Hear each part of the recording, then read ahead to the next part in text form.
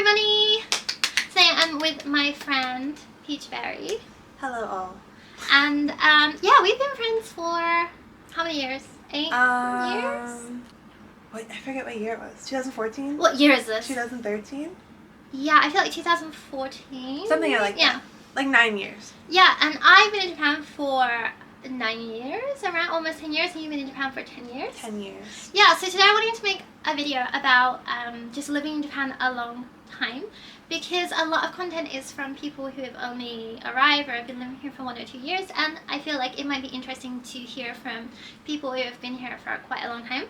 Because yeah, I feel like the model for people who move to Japan is normally you would come here and you would stay for 1 or 2 years, probably 3 is like the maximum. Most people return home in that time. Like most people who do move to Japan do end up leaving in the first few years. That's probably like the basic situation. Yeah. Like we've seen so many people like Oh, come absolutely, and go yeah. and come back and leave again. Yeah. I think most people do tend to leave after like maybe 2 years or so. And then if you stay for like 5 years, probably you're gonna just stay forever, or you're gonna stay like a long time. Yeah, that's a good theory. I'm behind that theory. I mean, there's a lot of reasons that this happens, because living in Japan as a foreigner, I feel like living in any country as a foreigner isn't that easy, and Japan in particular is so bureaucratic. I feel like that's mainly a reason that people leave, is because there's so many forms to fill out. There's, of course, you got to do your taxes in another language, and there's a lot of very complicated things. Yeah, I mean, I've never lived in any other countries that wasn't here or my home country, so I don't know how like the bureaucracy goes in those countries, but I assume like anywhere, if you go somewhere that's not like your home, and you don't have like the same support system, you don't have maybe the same resources that you would have in the country that you grew up in, that it's always going to be like a little more difficult no matter where it is.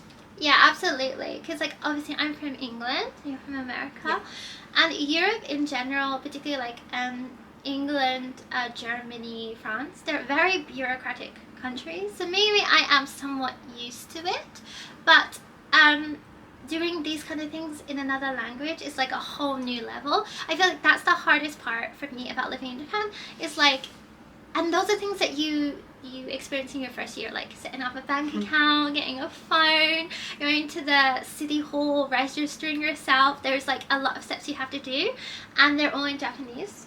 It's really intimidating at first, especially if you're not really familiar with the language.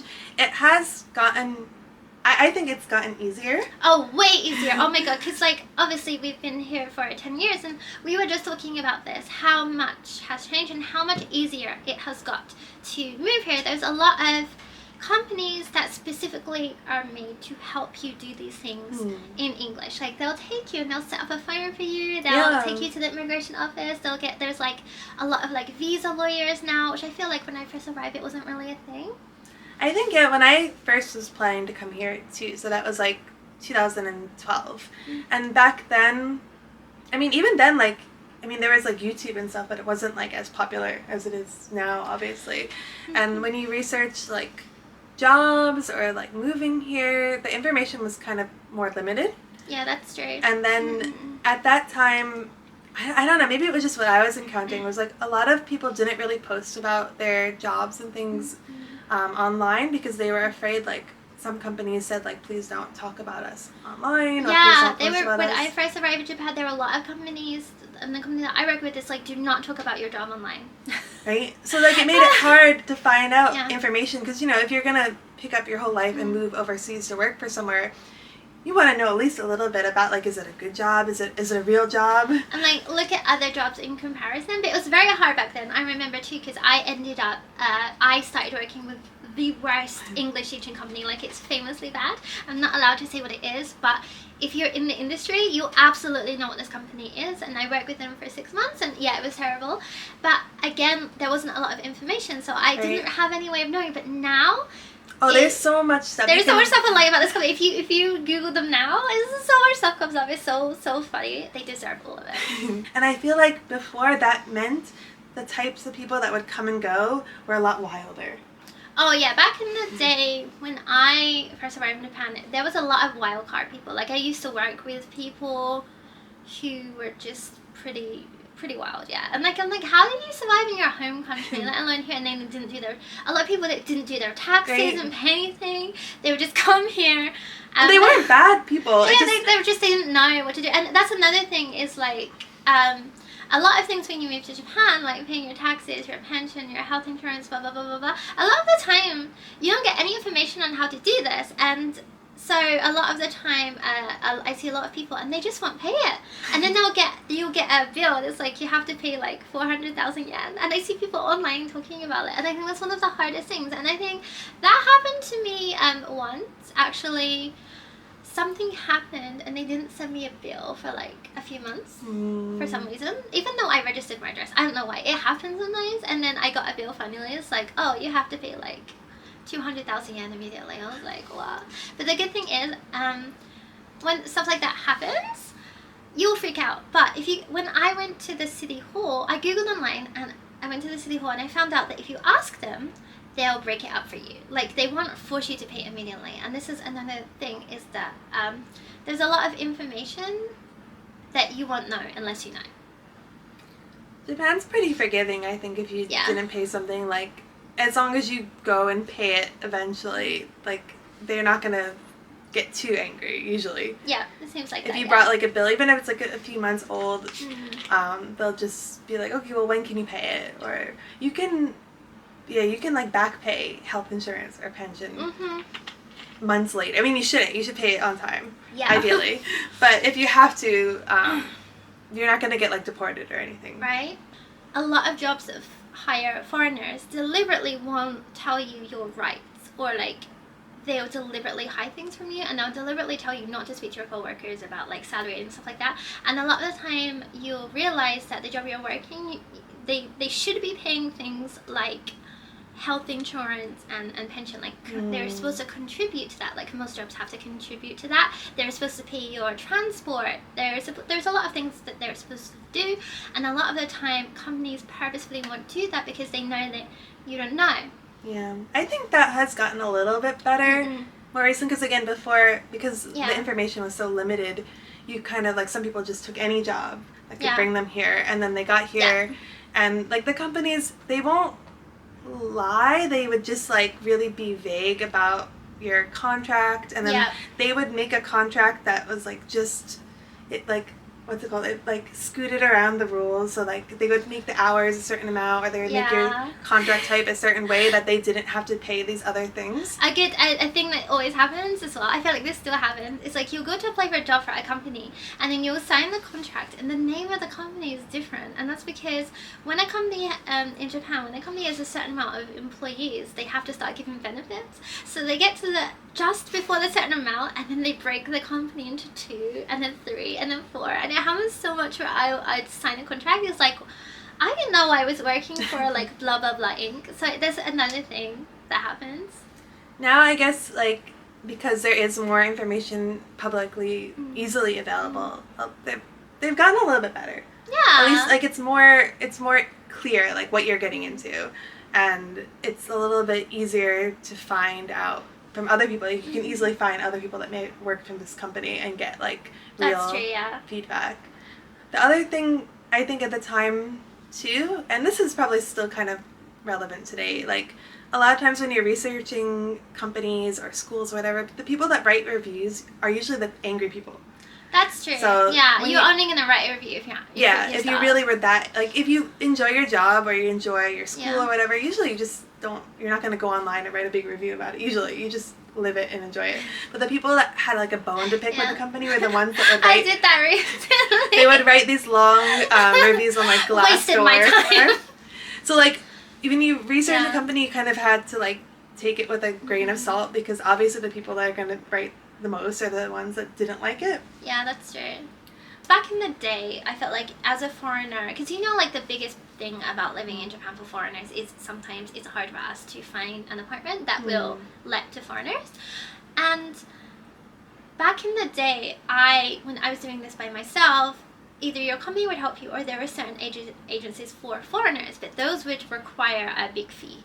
But these days, I feel like just regular apps that Japanese people use, also they have English language options, or I feel like they don't mind dealing with foreigners, so it's definitely gotten better. Even on, like, Sumo, which is, like, one of the bigger apartment finding apps in Japan, there's, like, options you can pick on the list that's, like, foreigner okay. And you can already find apartments that are okay with having foreigners, which, I mean, like, that's still, like, the fact that some apartments can just say, like, oh, we don't accept foreigners. It's still, like, a very backwards rule. It really is. And, but, like, again, I'm not going to be like, is it right or not? Because I really think they shouldn't be doing that. But also, when I first arrived in Japan, a girl who came the same time as me asked me to be her emergency contact. And I very stupidly gave her my number. That's I think I remember this. Oh my god. So I gave this girl my number. And then one day she decided that she can't live here because she hates her job. Or it's just like living here can be hard. So she packed up she just picked up the things that she needed. And she went back home. And she didn't pay her rent. And eventually her landlord opened the apartment. All her stuff's still there and she's gone. So she didn't pay her last rent. So these people called me, the real estate called me, like, for months and months and months, and they kept calling me every day asking me about her, and I was like, I don't really know her, like, she just asked for my number, and it was so bad. And it does happen quite a lot where, like, foreigners would pick up all their stuff, or, like, they would just leave their apartment, and then obviously rent doesn't get paid and stuff like that, and that's one of the reasons where and I can, like, and this is not saying I support it, because I don't. Like, I really don't. I'm like, but, like, I can see, like, for example, a lot of these the building management companies are run by, like, older people who they don't speak other languages. They're really not familiar with other cultures. They just do what they're comfortable with. Yeah. Of course, I wish and I hope that it gets easier eventually. Oh, absolutely. Like, I want it to be easier for me as a foreigner to move, because that's, like, the hardest thing. I already hate moving, and then like, where I live now, I really, really like my house. I'm living in one house, and I have a little garden, and I really, really, really like my house. Like, it's by far my favorite thing about living in Japan. I love my house so much.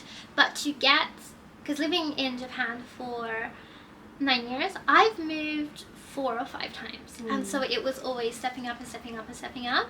And that's another thing, like the living situation, because I remember when I moved to my 2nd or 3rd apartment, I posted a video, and I was really proud of it, because it was like a bedroom, living room, dining room, kitchen, and toilet, like just an apartment. And I remember so many people, mostly Americans, side-eyeing you here, not you, but, like, mostly Americans commented, like, wow, that's so small, how can someone live in that small of an apartment? And actually, considering I was living in Tokyo, that apartment was huge compared to, like, what I was living in before, compared to what a lot of people do live in as a one single person. So that's something you really, really have to consider when you want to move to Japan. Can I live in a small space, or do I just need a lot of space? Do I need a lot of stuff? If that's the case, then probably don't live in Tokyo. Right. And, like, I'm not agreeing with them, but I can understand, like, someone who absolutely, lives in, like, a more rural or suburban area in the U.S. where they're used to having, like, a big house and a big backyard, and they've just never experienced living in a small space. To them, it could be surprising. Maybe people that live in, like, the cities in America, like New York, are more forgiving, because New York apartments are smaller and that's expensive. why I notice people have the most problems. It's always Americans, and they're always from, like, a little bit rural place, and then they want to move into central Tokyo, and then obviously you're going to be in a small apartment. In almost any city. I feel like it's the same in London too. Yeah, because, like, in New York, apartments are really expensive, even more expensive than here, so, like, you're going to be limited on space unless you're super rich or something. But here, I'm kind of the same as you. Like, I just slowly upgraded my Your apartment's lovely as well. You live in a really, really nice apartment. Yeah, I moved last year, last spring. And same as me. How many times have you moved? Wait, 1, 2, 3, 4, 5. Yeah, me five. too. Like, I noticed that people every 2 years or so. Yeah, I noticed as well, like, people who live for a long time, we do tend to move a lot. And they usually get better each time. Yeah. So, like, my apartment now, we moved last spring, and it's pretty nice. Like, a new building with, like, a living room and a bedroom and nice shower. And actually, I was really surprised 'cause when I was signing the contract for it, the guy, the realtor guy, he hadn't said anything. And then, like, at the very last part I was signing it, I was like, by the way, like, you know, like, you probably noticed that I'm not Japanese. Is this going to be any kind of issue? And then he was just like, I was really surprised because he was just like, oh, no, it's fine. Oh, that's great. No, it's gotten better. Like, I think that's the main point of this video, is that in the 10 years that we have lived in Japan, moving here has become a lot easier and more accessible. There is still a lot of issues, you know, like the moving thing and stuff like that, but it has got easier, and I feel like if that's the case, it's only going to get easier from now. Yeah, I've noticed, like, the people that come recently, whether it's for They work. seem to be doing fine, yeah. Yeah, like, people. Better than I was when I first moved here. I was a mess. Everyone I've met that, like, moved kind of recently, Yeah. they all have a plan. Like, they all are going to school or working, and they have, like, a nice, like, apartment set up. Like, nobody seems that lost. They all, like, seem pretty, right? Me too. Like, they all seem pretty clear about what they're here for and what they're doing. Yeah. Whereas, like, I feel like when we came, it was just, like, just it was, vibes, like, living off pure vibes. I come here with no money at all. Like, I was broke when I first arrived here, and I started this job, and the company I worked for was really, really bad. Yeah, it was just like a learning experience. So I wish I had the information we have now. So please, information online is abundant, and if you are planning on moving to Japan, I really, really suggest looking online, look at forums. But again, a really important thing to mention, and a lot of people mail me asking about moving to Japan, every single person's pathway of coming to Japan is very different. Like, even though I feel like we're very similar, it's been so different. So you cannot compare yourself to someone. What you're doing will always be different, so you can't. And you have to do, like, what is most suitable for you also. Oh yeah, absolutely. Like, if you're someone who is really shy, maybe taking a job where you have to be in front of people all day is not a good idea. Yeah, or if you're someone who needs to have a lot of space, then maybe don't live in Tokyo. You shouldn't live in central Tokyo. You should consider maybe living a little bit farther away. Or if you're someone that needs to be around people, then you probably don't want to go to, like, the middle of nowhere. Maybe a share house even wouldn't be like, everyone's situation has to be based on them. Yeah, there's a lot of options, and I feel like when people have the idea of moving to Japan, they always have this one image in their head, but there's so many different pathways and so many different options, and I would just, like, look at a lot of different people and what they're doing, and maybe think about what you want to do. A gaijin pot is such a good gaijin pot is great. I've found, like, I think my job now I got from gaijin pot. Yeah, because I'm on Twitter a lot, and there's like a foreign Twitter space where we all, you know, you're making a face, yeah. So, like, as someone who's chronically online, I noticed that, like, in that space is very divided between people who love Japan and will not hear a single bad thing about it. It's the best country, it's a utopia, they love it. And people who hate it, everything's bad, blah, blah, blah, blah, blah. And normally there people fall into those two camps. I feel like we're definitely in the middle. I like to think that we're in the middle. Yeah, I love being in the middle. The middle's great. I love living in Japan, and for me personally, it fits. For me personally. A lot of people, maybe if you only come for a vacation or you've only seen it online, like, have some misconceptions. But it's hard work, honestly. It's just another place. Like, it's not like a paradise, and it's also not like a hellhole or anything. It's just another place. And of course, there's going to be things that are easier than you're used to, maybe harder than you're used to, and, like, it's not anything mystical or magical. It's just another place. Yeah, and I feel like everyone I've met who has been here for more than 2 years, they come here with the idea in their mind that Japan is just a place that they're gonna live and they're gonna work, and, like, you know, it's gonna be a lot of work. You're gonna be working hard. There are gonna be struggles, but also there's a lot of great things about living here too. That's also something I wanted to touch on. The things that I came to Japan for, that I moved for, in the end, didn't become the things that I love about Japan. Like, my favorite things about Japan are, like, going to the konbini at 2 a.m. and getting ice cream and seeing the sunset and stuff like that. Like, in the end, it didn't end up being the neon lights or anything like that. Yeah, I think I'm the same way. Like, of course, there was interests I had that brought me here, but then, like, the reason I'm still here after 10 years is just, like, my life, I'm satisfied with it. And, like, you go, like, hiking and stuff now too. And, like, she bicycles, is that the word?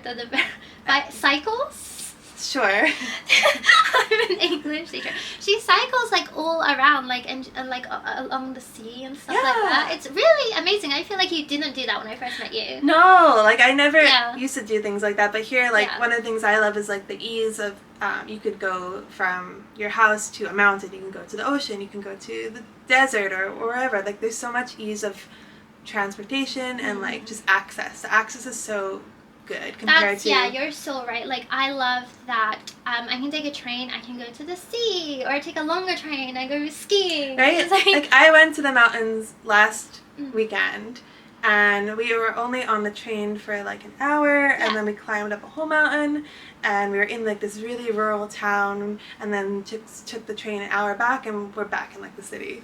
It's great, honestly, and so I noticed that if you live for a long time, you're obviously going to change. Like, when I first arrived, I was, like, going out all the time, going to parties and stuff like that. I'm definitely not like that now. Yeah, me too.